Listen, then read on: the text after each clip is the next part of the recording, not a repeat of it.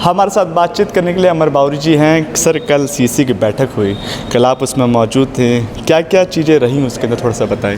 आप जानते ही हैं झारखंड में चुनाव है, चुनाव की घोषणा भी हो चुकी है। तो चुनाव में इस अत्याचारी सरकार को उखाड़ फेंकने के लिए काशी विधानसभा में अपने प्रत्याशी उतरेंगे, उसी को लेकर के कल डिस्कशन हुआ है। बहुत जल्द ऑफिशियली किस सीट पर कौन प्रत्याशी लड़ेगा तो उसकी सूची आप लोग को मिल जाएगा। ये भी माना जा रहा है कि चंदन क्यारी से आपका नाम जो है वो मनोनीत हो चुका है।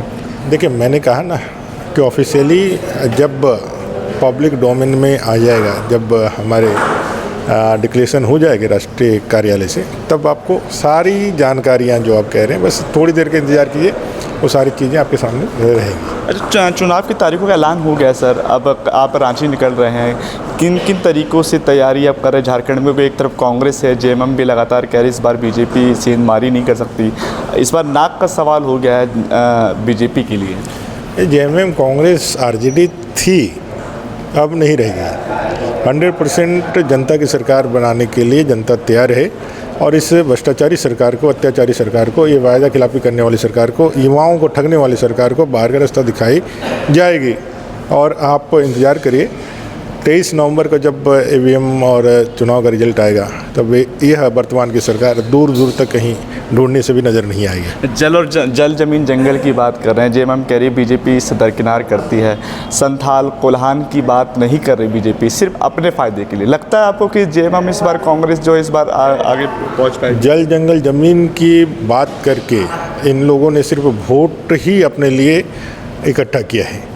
आज माटी बेटी रोटी का संकट पूरे झारखंड प्रदेश में खड़ा हो गया है। आज माटी बेटी रोटी के संकट के कारण, जहां आदिवासी घुसपैठ, बांग्लादेशी घुसपैठ के कारण आदिवासियों की अस्मिता, मूलवासियों की अस्मिता खतरे में पड़ी है, हाईकोर्ट ने भी इस विषय को लगाया। वहीं दूसरी ओर युवाओं को इन लोगों ने पूरी तरह से धरातल पर ला करके ज़मीन पर ला दिया है, उनके सपनों को ज़मीन पर ला दिए।